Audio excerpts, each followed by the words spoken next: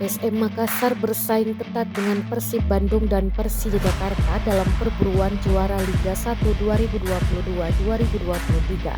PSM Makassar untuk sementara memuncaki klasmen dengan 59 poin.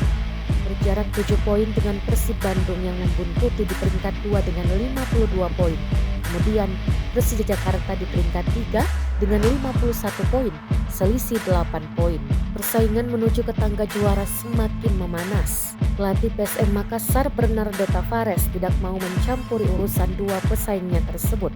Juru taktik berkebangsaan Portugal ini hanya ingin fokus mengurus timnya.